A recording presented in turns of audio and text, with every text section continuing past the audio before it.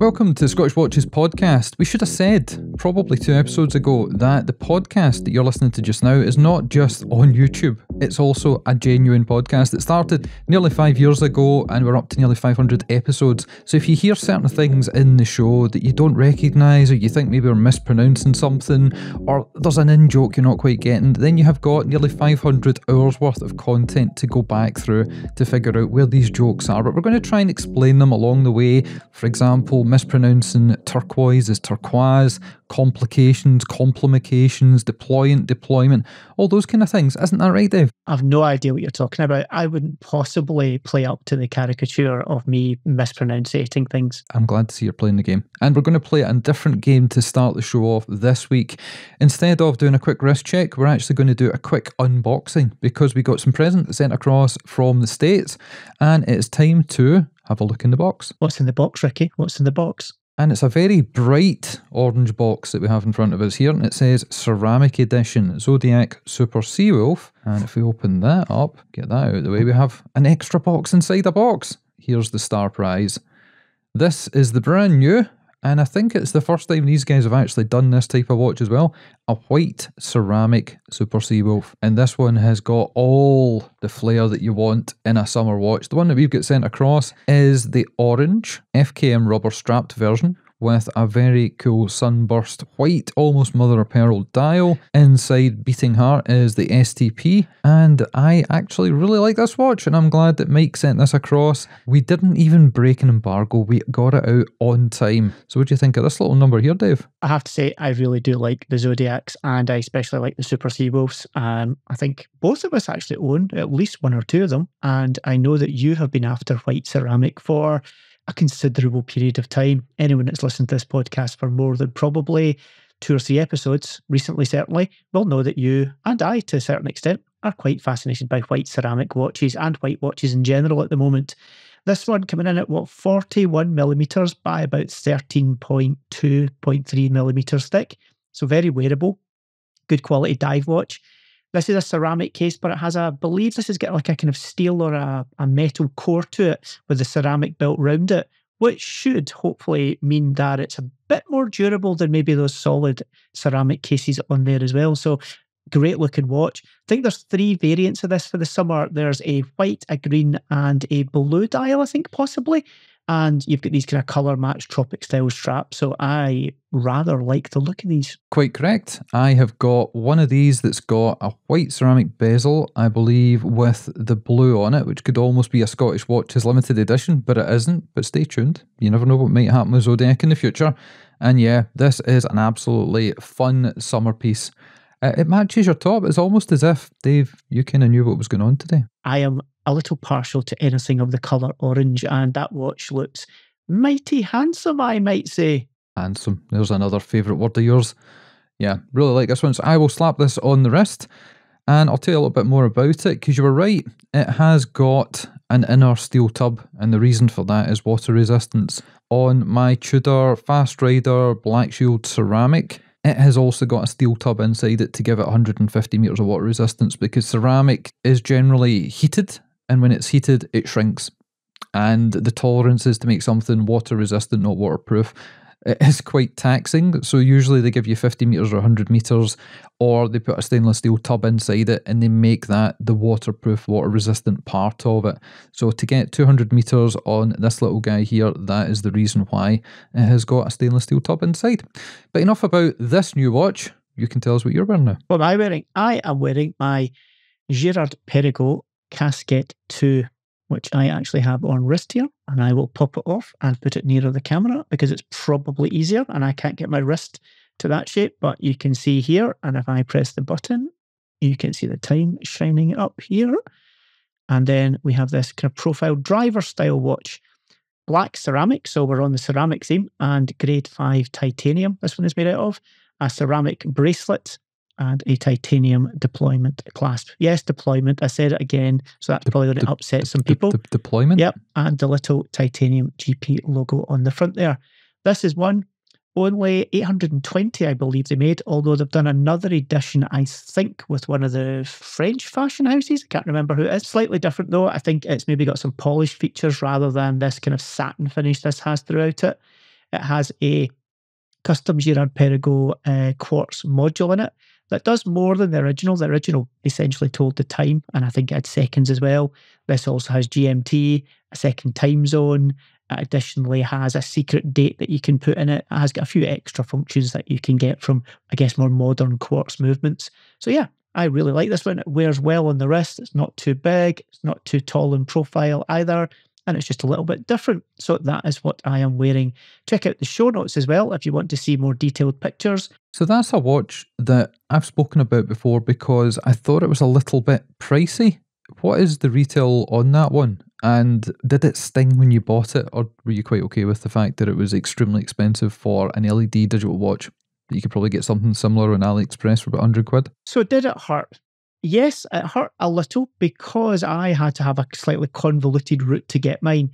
In the UK, they retailed at £4,000, which personally, this is, you can hear Ricky in the background, I think trying to exsanguinate himself, and he might be strangling himself. You'll never find me hanging off my wardrobe. I don't think he's particularly happy about it being 4,000. It was 4,000 in the UK. I missed it. They came and they went. I don't know exactly how many of the 820 made it to the UK, but they certainly didn't hang about on the shelves for any period of time. And I gave up on it. I thought, okay, fine, missed it. Not the end of the world. It's just a watch. But then I got a message probably the better part of 6 or 9 months later from a friend in the US who said, I found a jeweler's in the US who's contacted me to say that they've got one of these in stock. He'd inquired about it months previously and been told, don't think we'll see another one. We got one and it's sold. And they phoned him and said one had miraculously appeared. Would he like it? He'd given up and passed by that point in time. And he said, but I know someone who might want one. Sent them my way, or sent me their way, should I say. And I contacted them. And sure enough, it was available. Because it was in the US, I think it was round about $3,900 US or $4,100 US. And with a bit of back and forward, a little bit of haggling, I managed to get the price down because I knew I was going to get hit with VAT and duties when it arrived in the UK from the US. Sure enough, it did. But by the time that was all factored in with a little bit of wheeling and dealing with this retailer, I managed to get it for just over 4,000, and I'm very happy with it, it has to be said. Ricky probably has many things to say about that, though. Perhaps I should actually tell the listeners and the viewers that this Zodiac in the States is £1,750, and in the UK it is £1,799, including taxes and everything else.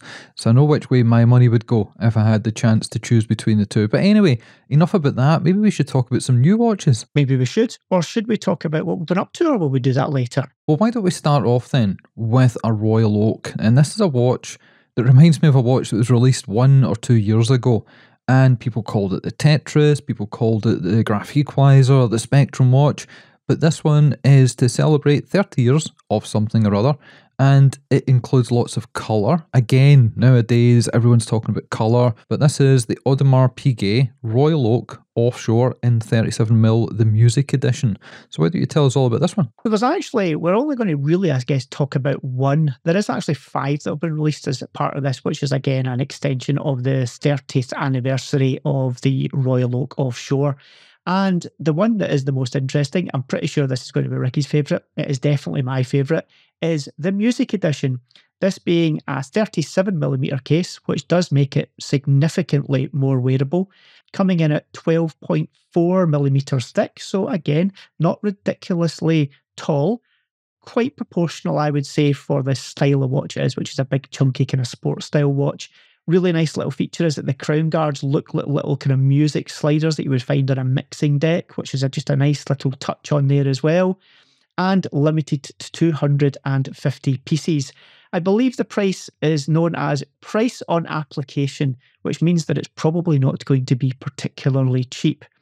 The other 4 releases in here are all chronograph variants, and they're all either in stainless steel or precious metal, but they're all embellished, shall we say, with a multitude of different types of precious stone, whether they're rubies or diamonds or tanzanite or a variety and mix thereof as well. And all of these are a little bit gaudy, I would say, not really my thing. This Music Edition, though, is a pretty cool looking watch. It is a watch that I like the look of. I remember God, nearly 2 years ago in Dubai, we went round their little museum pop-up to see history of the Royal Oak, history of the offshore, and the gentleman that was taking us round and showing all these things, he was explaining how they were the first to do this, the first to do that, but it's only recently, I would say maybe in the last couple of years, that AP have opened up their design philosophy. It all started with the Code 1159 back in 2019, where there was a change, a distinct change from the past, trying to build something new.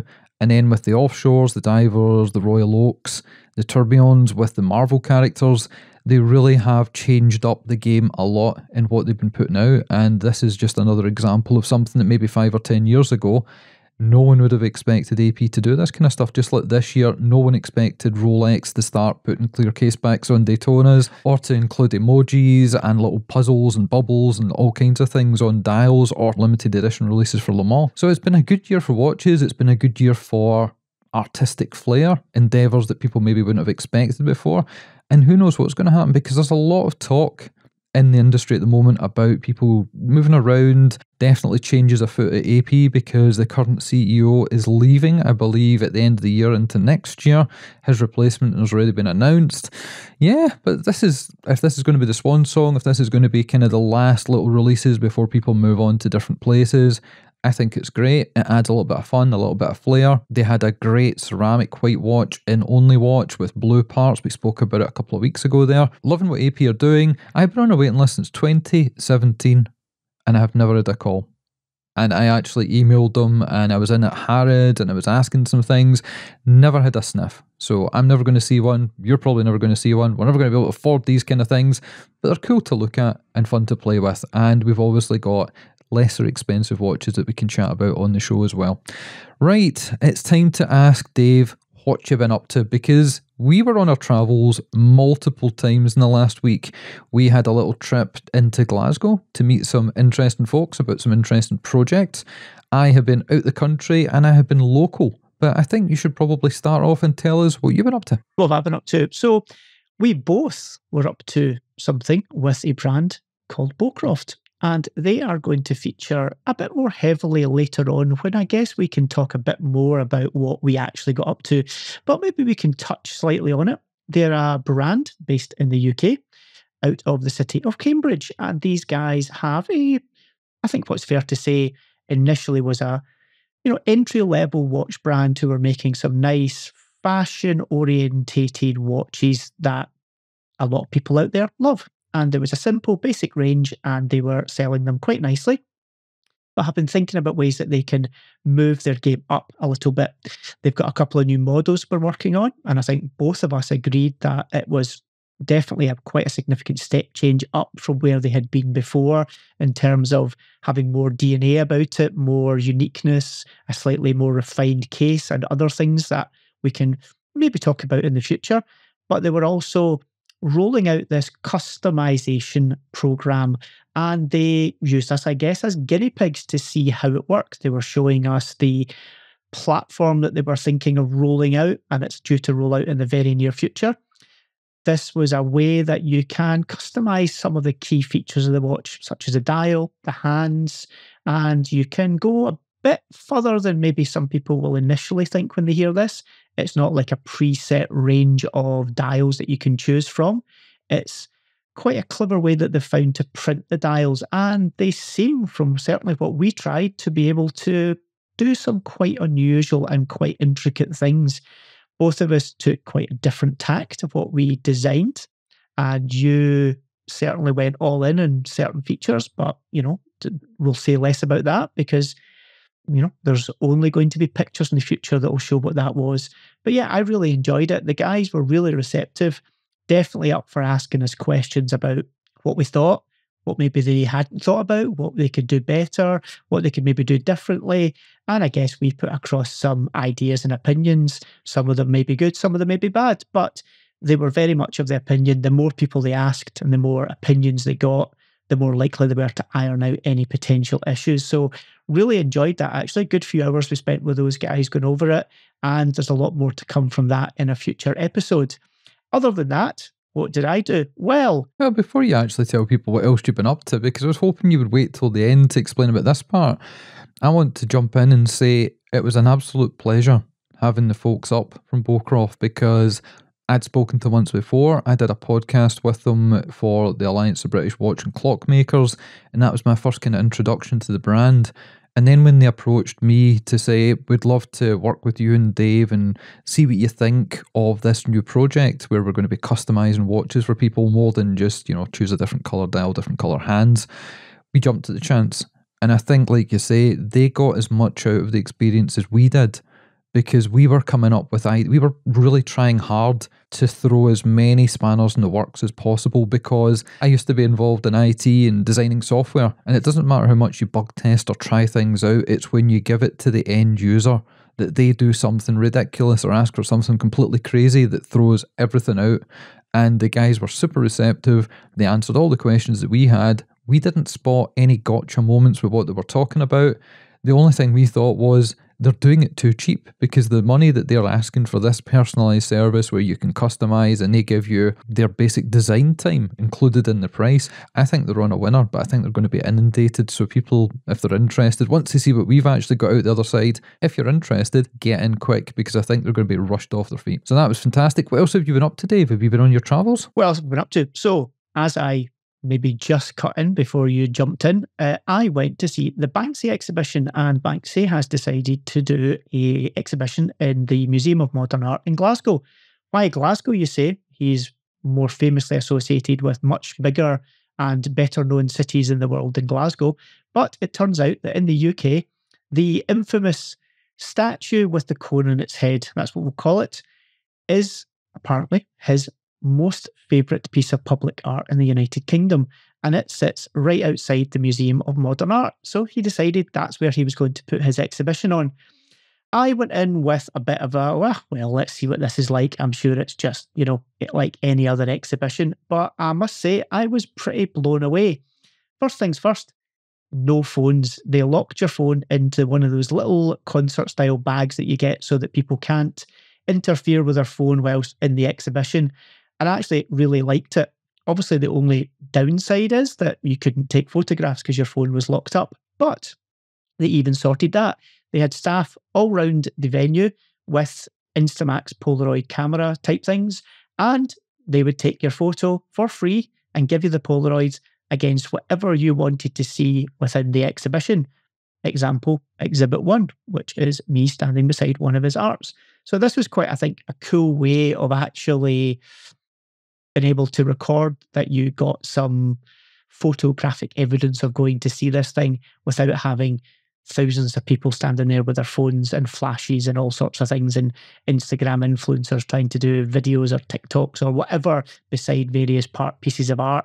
I personally thought that was a really cool thing. He had loads of his stencils, lots of explanations about why he did things, how he did things. Genuinely really good kind of little exhibition, to the point where I bought the book that he put out about it after. And normally when I get to the end of museums, usually people try and grab you and put you back in the exhibit. Well, there is that. But actually, this little book that he's put together was ridiculous money. It's got a really good kind of little run through of everything that was there. So again, you've got another way of getting something that reminds you of the visit and the exhibition. Question time. Still a case of nobody really knows who he is, or has he been outed yet? To my knowledge, he has not definitively certainly been outed. There's obviously lots of rumours and everything, but my understanding is there are people who obviously do know who he is because he has a certain amount of collaborators, and he actually talks about that through the exhibition, where he's got some folk who he knows that go and rig up scaffolding in areas that he's going to do work so that it's pre-prepped. He's got others that stand as lookouts and kind of watching eyes for him to watch out for police and or other people who might disturb him. And he's got some folk, like he talked infamously about the stab vest that Stormzy wore, I think, on Glastonbury stage with a Union Jack on it, and how he worked with somebody who is a seamstress and does kind of various works with fabrics, worked with them. So obviously folk do know who he is, but miraculously he seems to have kept it on the lowdown. I did think about it, but a bit like our own friend Horological Dictionary, I think the mystique remaining is probably a good thing, and I wouldn't want to go along. And I've obviously read and heard some of the stories about perhaps being somebody from Massive Attack or this person or that person or a comedian. I'll tell you what I've been up to this week. Apart from, well, there's been loads of things I've been up to this week. The Bowcroft thing, that was the first. We got that out of the way pretty quick. Then I was on my travels, ended up in Munich with Carlisle Booker Art because they had a launch, and I'll be telling you more about that either later on today or in the next episode because there's a lot to digest and deconstruct, but really enjoyed it. Got to meet some great people, got to sit down with Rob Corder from Watch Pro, and he actually did a little article for us on the website, and it might even appear in print, talking about us moving from audio only to the visual medium on YouTube. So big shout out to Rob at Watch Pro. If you don't check out their website or the magazine, watchpro.com, well worth a look because he takes things in a slightly different tangent from most watch media. He's business first, watch collecting second. He actually said when he was on our show a couple of years ago, because we need to have him back, he's not a watch enthusiast. He is a businessman. He likes to talk about the figures and the numbers, the market. He does analysis. He does his columns.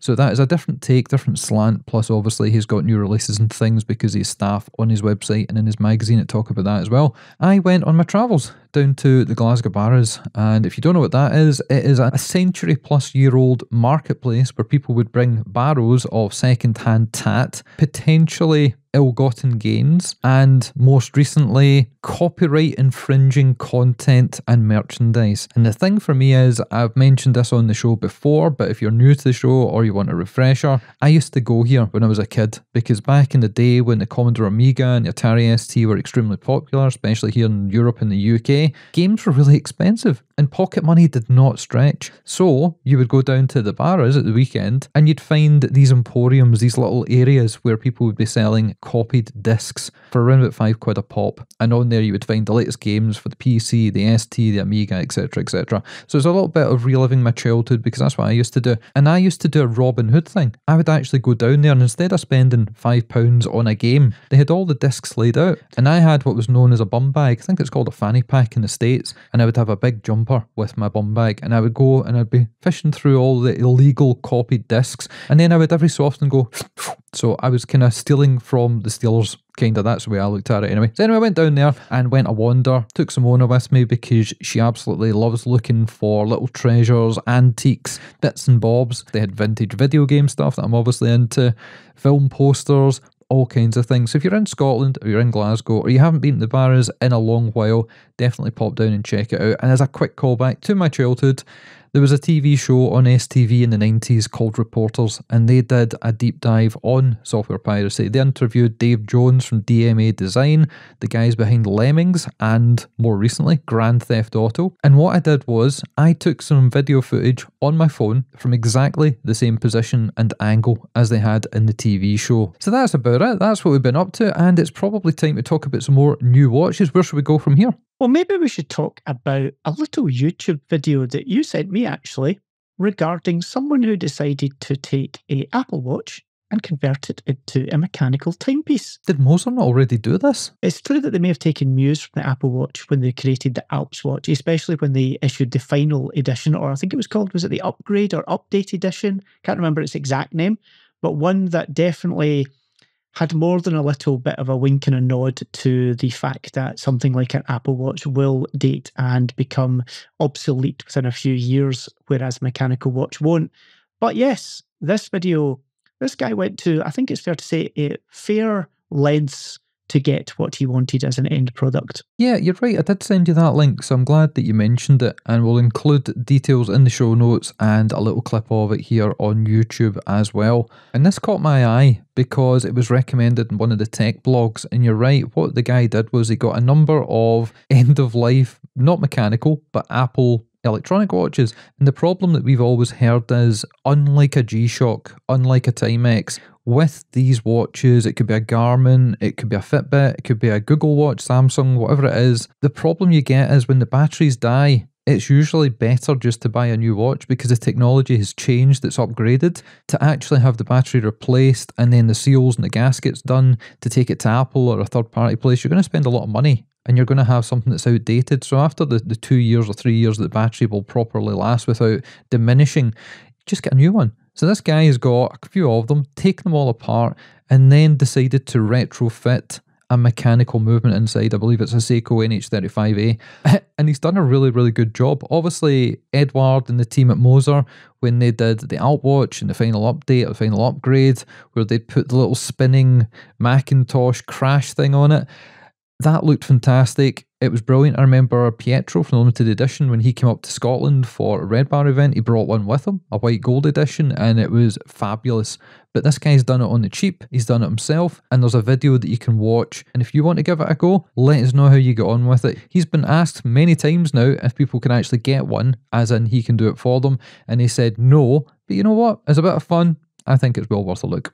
I think, to be fair, having watched it, and there is somebody who did do this a few years ago, to be fair, not to the same extent that this individual's done, because this individual's managed to work a way of having the crown where the original magic crown on the Apple Watch is, which is a whole different level of kind of engineering.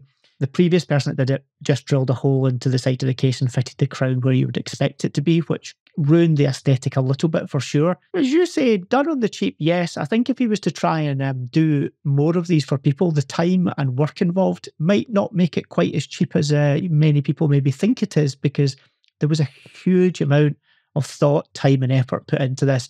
And the end result is pretty special, it has to be said. I don't have the time, the methodology, the skill set or the inclination to do it either, and I don't think I know anybody that would, even though the watchmakers that we know love this kind of stuff. They love a challenge, but even this is a big challenge.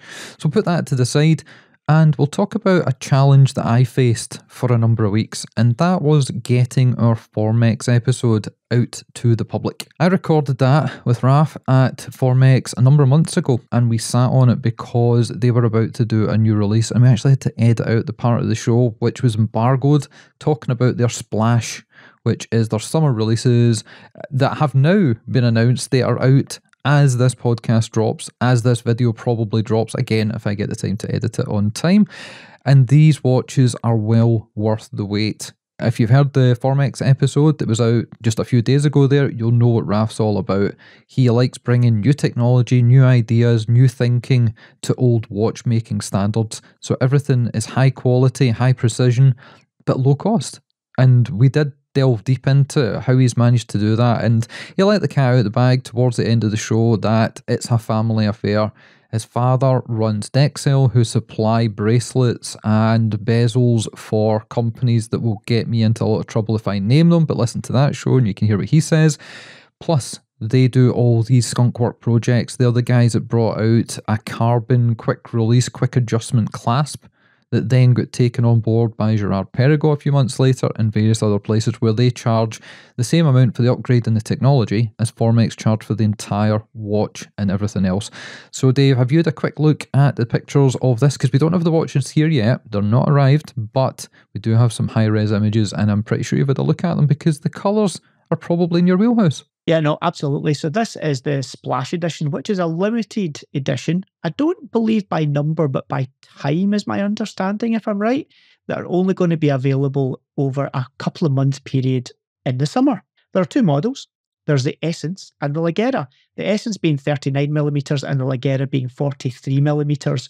Main difference being that the smaller Essence is in a stainless steel case. The Ligera is in a much lighter carbon and ceramic case. Both have their kind of shock proofing built into them as well, but there is a variety of very punchy dials, that being sunflower yellow, jungle green, sunset orange, baby blue, and lavender purple. The purple one, for me, looks to be the one. The models you will have seen before, but these are summer editions in much brighter, punchier colours. They feature the Solita movement, SW200, which is a great workhorse movement, but this is elaborate grade, so at the top of the range in terms of finish and fit on there as well, and also COSC certified on these. We've had so many Formex watches over the past 3+ years to look at, check out, and it's a real shame when they have to move on to other people and different reviewers. Some of them we've managed to keep a hold of for a little bit longer. As I mentioned in the show with Raf, I got to take a number of his watches across to a trip to Bulgaria just at the start of the year there, where I thought, I'm not going to take expensive watches because I've been warned by Simona, who's from there, not to take expensive watches across to Eastern Europe. So I think it was 3 of the Formex releases. There was the Gamma Ray, the Malachite, and then there was the Essence Space Rock, which is the one that's made of carbon, ceramic, and has a lovely meteorite dial, which everybody seems to want. And every time I post pictures of it in our Facebook group, quick plug for that, if you're not already joined, check it out. People are wanting to buy it off me, and I've said, nope, it is not for sale. And I heard that there will be some new ones towards the end of the year, if not the start of next year. But these new ones here, the price point on them, the releases, the colours, everything about a Formex watch is as you would expect from guys like Urvart, like Bulgari, like Montblanc. Those types of names, the quality you get with them is the quality you get with Formex. I'm sure you can add all the details together in your head and come up with why I'm saying this. If you had to pick one, would it be the purple, or would you want to go more into the yellow areas? To be honest, I think I'm still going to stick with the purple. I just think it really does work in this watch. I really do like it. And I like purple, and I've not quite committed to buying something yet in a proper purple. So I think this would be the one for me. We didn't actually mention what the price points were, but the Essence comes in at just shy of $1,500. And the Ligera, the larger carbon and ceramic one, coming in at around about $1,640 US. These will be available via their brand boutique online. And for being chronometer certified, you get the COSC certificate in the box, which most brands don't do. Again, for the price, for the materials, for the finish, for everything that you get with a Formex watch, these are unbeatable value. We talked at the start about the new Zodiac. There's some new watches from Maurice Lacroix that we don't have time to talk about in this show, but hopefully we'll cram in next time. Summer colours, summer watches. I know it's July, maybe they should have got them out a little bit sooner. But yeah, if you're looking for a new wristwatch at this time of year and you like funky colours, you have massive choice available to you, and we would definitely recommend the guys at Formex. Now, as well as getting involved in some funky coloured watches, you guys can get involved in Watches and Wonders. The dates have been announced for 2024. It's something that me and Dave have been at physically for the last couple of years, and during the pandemic phase, we obviously did it digitally. Prior to that, it used to be called SIHH, and it's the amalgamation of SIHH and what used to be called Baselworld. This year, they did a little bit of a hybrid. They brought the press, the journalists, the retailers, and the wholesalers together at the one time. And then they had the weekend where the general public could come along. They could have a look in the windows and see all the watches that you usually don't get to see, and potentially actually get to play with, depending on which brand it was and how hospitable they were feeling and how much security was available. That was a massive success. Although we did hear some people say they couldn't get near certain things in certain windows because there was too many people. The folks at Watches and Wonders have taken this on board, and they've actually extended the amount of time and the amount of days that you can actually get involved in this. And we've said it in the podcast before many times, if you're in the UK, especially Scotland, you can jump on a plane with EasyJet from Edinburgh, be across in Geneva, walk the 5 minutes from the airport to PAL Expo, go inside, do the show, and come back and fly back at 9 PM at night. Round trip, 70 quid if you book it in advance. So for less cost and less time than travelling from Scotland to London, you can actually go across to Watches and Wonders, check out an amazing show, meet some cool people, meet some YouTubers, see some podcasters perhaps if we're still there. There's loads of things you can get up to, and then like I say, you can just travel back, and it's a great weekend away or day trip away. So the dates have been announced. Dave, do you want to give us all the details? So for 2024, the show is going to start on April the 9th and go through till April the 15th. The first 4 days, as Ricky suggests, are reserved for trade, that being press and or retailers. But from the 13th through to the 15th, the show is going to be open to the public. Please remember, you must get a ticket. And if you are interested, get a ticket as soon as they go on sale, because certainly for 2023, the public tickets sold out well in advance of the event. But certainly I spoke to, and I think Ricky also spoke to a few people that did go to the public days. And whilst maybe a slightly different flavour from what the trade event is like, you see at least 90% of the same stuff. And everyone that went really enjoyed it. So you can go for the day. If you can get a room booked on the cheap, which you can do if you try it now, there's still a few rooms that you can get, maybe slightly outside the city centre, but you can get a few cheaper rooms, jump on it, get it booked. You'll have a ball of a time. It's a great way to kind of see everything that's going to be happening for the forthcoming, really 12 months from pretty much all the brands, other than the odd little thing that they might hide because it's still under embargo. But yeah, if you've never done a show, and you want to see the best show, arguably, this is the one to go to. I would agree. It's quite highfalutin and hoity-toity compared to what me and Dave are used to and the way that me and Dave generally dress, as you can see.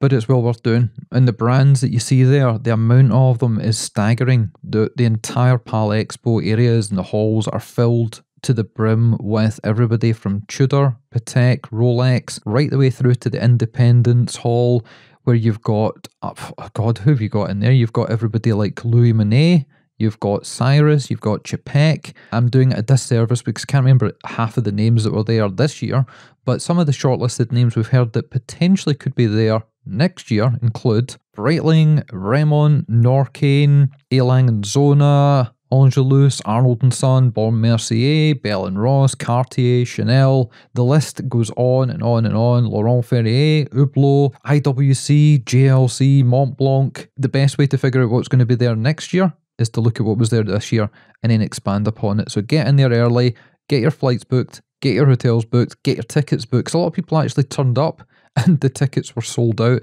And that is a costly exercise, as much as you can then spend the time in Geneva. And they were quite quick to point out they're going to have satellite events at different boutiques and different partners throughout the city, so you can do the shuttle bus ride from PAL Expo down to Lake Geneva and go a walk around Beau Rivage, all the different places that are down there, because we ended up going and seeing, I think it was Philip Plein, and we ended up going back at night to see Bonnie Tyler singing and a Red Bull stunt guy jumping out of a helicopter with watches, with a parachute. It was a bit of a surreal night, but you know, that is Watches and Wonders, that is Geneva, and Geneva Watch Days is just round the corner.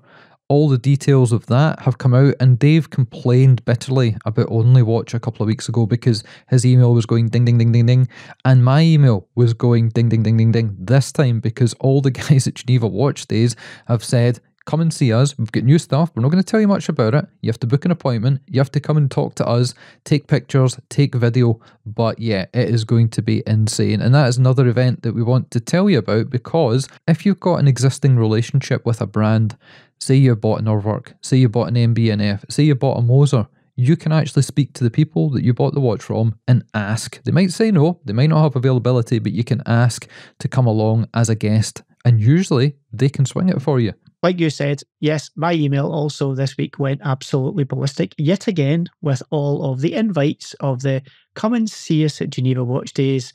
We're going to give you absolutely no information other than we would love you to come and see us. So yes, I had the same as you. I've not really set my stall out yet on what I want to see. I think the great thing about Geneva Watch Days is it's just that little bit smaller and more compact than the likes of Watches and Wonders, which is just such a big show that it's virtually impossible to get the time you want with every single brand. Whereas at Geneva Watch Days, you've got, broadly speaking, the same amount of time to see a smaller number of brands within a kind of more confined area. So I'm just really looking forward to, as much as seeing new product, just getting to say hello to a lot of the folk that we've either had on the podcast or we know, catching up with them and just seeing what's going on. It's always nice because there's usually something slightly secret and slightly unexpected pops out at that time as well. And if they've not anything new to show, you just get to spend a little bit more time with some of those unusual pieces that maybe have been released already, but we've not had a hands-on yet, or we've never really going to get an opportunity to see them once they're sold out. So it's always nice to get a little bit of a little hands-on on some of those unusual pieces. So yeah, as always, just looking forward to seeing a bit of everything at that show. If you're thinking of going, which we do recommend, if you can go. It's a different beast. SIHH, Baselworld and Watches and Wonders now, it's contained within an exhibition conference centre, a bit like in the UK if you were at the Excel Centre or the NEC in Birmingham, that kind of idea. The difference you have with Geneva Watch Days is everything is in hotel rooms, and it's not Travel Lodge and Premier Inn. We're talking high quality, really expensive hotel rooms. So the splendour and the grandeur when you walk into these places, that sets the scene. The marble staircases, the gold everywhere, the paintings, the Renaissance, everything is really, really setting you up to go in and experience the lustre and the grandeur of these new releases. I remember going last year and going to see MB&F as one of the first folks. Max Busser heard me talking to the staff from the other room and came through to say hello because I'd not seen him since Dubai Watch Week a couple of years before. That's the kind of level of interaction that you have at this event, because it's the people who actually design the watches and make the watches that are there.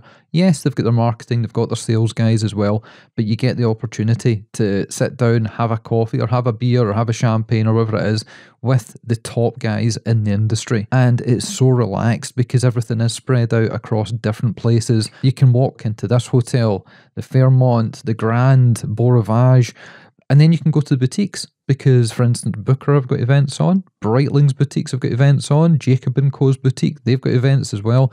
So yeah, check it out if you can, get across, have a great time. And last year, the weather was fantastic. Yeah, absolutely. It's a great event. It's a kind of mid-sized event, let's call it that. It's a mid-sized Swiss event, and it's not quite as overpowering or as quite as kind of stimulating in terms of your brain just melts when you get into Watches and Wonders. It's more contained and it lets you kind of understand what's going on. So yeah, and it's right in the city centre. So as Ricky says, if you need a little break, you can go for a wander in the city. It's, you know, it's in and about everything else, and you can see all of the boutiques. There's Buchera that's only a 5-minute walk up the road, which is, again, one of the most impressive watch stores I've ever been in Switzerland. Multi-floor, every brand you can possibly think of, and there's lots of brand boutiques in and around the city as well that you can go and enjoy, and just enjoy Geneva. It's a lovely city. There's some pretty things to see in Geneva as well if you want a little break from your watches. And you can even come and see me and Dave if we're still there at the time. So drop us an email, info@scottishwatches.co.uk, if you want the opportunity to slag us off in person. I remember last year I got to meet the folks at Arnold & Son in Angelus, and that was my first introduction to the brand. Obviously, we had them on the show a couple of months ago, and they were talking about some of the amazing releases that they've had out. Subsequent to that, they've had even more amazing releases for Only Watch. But there's a watch that I wanted to talk about a couple of weeks ago. We never got the opportunity, but now that we're actually doing this YouTube thing, we can kind of talk about the watch and show you the watch as well. So I can talk with, I guess, a little bit of actual knowledge about this, as I own pretty much one of the versions of this watch, albeit not in platinum. The watch we're talking about here is the Arnold & Son Perpetual Moon 41.5 Platinum Celestial Blue.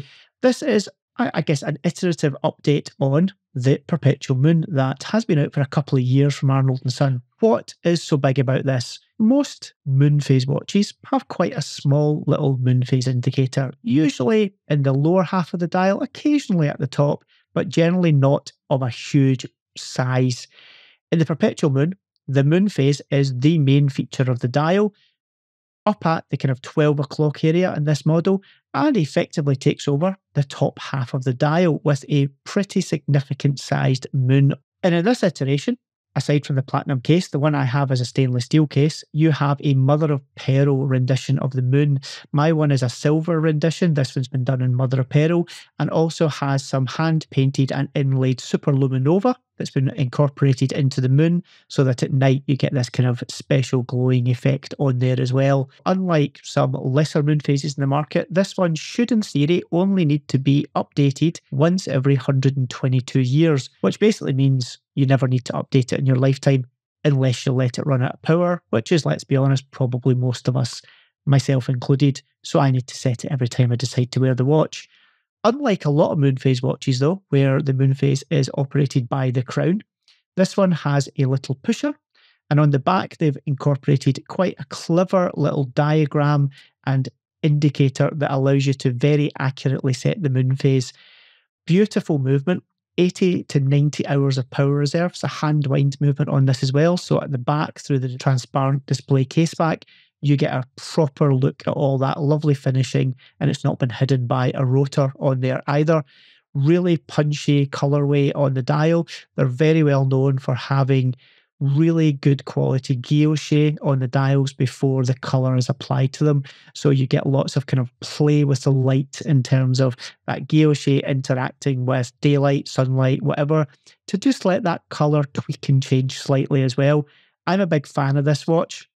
Moon phase probably isn't the most needed complication by any stretch, but certainly it is one of the prettier ones in my opinion, certainly anyway.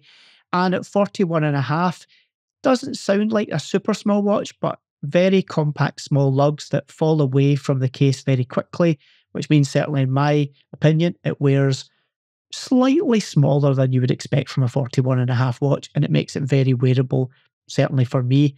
I love this one. In platinum, super nice, limited to, I believe, 38 pieces and coming in just shy of the $50,000 mark. I've become a big fan of what these guys have done, and that is a recent thing. And it's not just because they have been nice to us and they've given us time and they've graced us with their presence when we've met them at Geneva Watch Days, at Watches and Wonders. It's because the products they put out at the price point that they have, it doesn't make sense to me. I put them in the same categories as the likes of Arm & Strom, where you're really getting so much bang for your buck that it doesn't make sense to me. It's almost as if there's something missing, the decimal place is moved. Something just doesn't quite add up, because the watches, it's not just the Arnold & Son ones, it's the Angelus ones as well. They are fantastic. And we got to spend time with them, even this year at Watches and Wonders. It was heavy hitter after heavy hitter. We were trying the watches on, trying to listen to what we're getting told, trying to get pictures of them before the next one came along. And yeah, I can't say enough good things about it. I'm interested in one of their Nebulas. I know there's a waiting list, but I think potentially later on in the year, that'll be the watch that I'll be aiming to get my grubby little mitts on, because it's still the one that grabs me. It's kind of got the look that I like. And another watch that has got a look that I really like is the Audemars Tourbillon 1. That was a watch that I got to see, probably right back at the start, early 2020, when we had the guys from Audemars across to do what was known as the talk show. And that's where we hired out an area, set up a studio in Glasgow, invited brands across to talk to us, and they would fly in, sit on a couch, like a chat show, like a talk show, and we would ask them questions about who they are, what they did. And that was a new idea at the time. COVID came along and kind of scuppered that after maybe 3 or 4 episodes, but when we had Landon and Andy across, and they were explaining their philosophy, what they were attempting to do, some of the watches they already had out. The main one they were talking about then was this Tourbillon 1, and they brought it to market, fully working, not a prototype, fully working within a couple of years, and I got one just before me and Dave went to Dubai Watch Week at the end of 2021, and it is amazing. It is unlike any other watch you can get. The look is unique. The problem they had was it was limited. They only had it on the market for a small amount of time. You could buy one, but once they were gone, they were gone. The good news is, all the emails that Audemars have had coming in for the past couple of years saying, come on guys, surely you can just make 1 or 2 more for us. Well, they have decided to reissue the watch, but not in the original leather strap. They have now got it on an articulating, really cool looking bracelet. And Dave, since you work for Audemars now, since they've kind of headhunted you and stolen you away from where you were before, do you want to tell us what's going on here? Certainly. So, you pretty much summed it up. The Tourbillon 1 is a model that was initially only released as what they call a 1 edition. And in that case, it was however many people ordered the watch up to a certain point in time would get one. We have been inundated every week. Somebody will message us and say, can I have a Tourbillon 1? And the answer has been genuinely, up until very recently, I'm afraid, nope, there are none to be had. And that was primarily the case because we didn't have any parts left to allow us to do any more other than keeping the parts that we needed for service, maintenance, warranty, etc. Luckily, we have found a very small number of cases, that number being 30. So a very limited number. So we thought long and hard, and we decided to do one special edition release of 30 pieces. And we were going to mount them on, as you mentioned, the new bracelet, so that the watch has a different feel, look, and vibe to it. We didn't have all of the configuration options that we had when you luckily got one, where you could choose a variety of different dial colours, plate colours on the back, etc., etc. And this one is only available with a grey front dial and the blue on the back, comes on the bracelet, and that's it. The main differences are that this one now has the full silicon technology in it. The initial release had the silicon anchor and escapement. This also has the silicon mainspring as well. It has gone up slightly in price. So the initial release, they had also been priced in the old model, which didn't include taxes and duty. This one's coming in at 9,990 Swiss francs, including duties and taxes, with the full silicon technology, and also with the bracelet fitted on there as well. So if you're one of the very small number of people, 30 people, that get their hands on this, you've been very lucky. We have no idea if or indeed when we may ever issue these again, because there are no plans at this point in time to do more. It was more luck that we had a small number available to do it, but never say never. Well, if you're interested, grab one, because you won't get this kind of technology at this price again.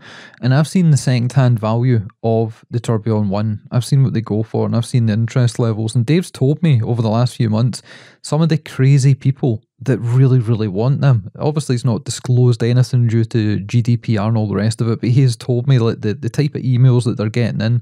So if you want to get this, jump on it quick, because 30 will disappear momentarily. But momentarily, we're going to have to close the show because we're at the end of our allotted time. I had so much more to tell. I wanted to talk about the Karl F. Booker trip to Munich. That is going to have to wait. I wanted to talk about a new Armin Strom and Topper release. Again, that is going to have to wait until the next edition.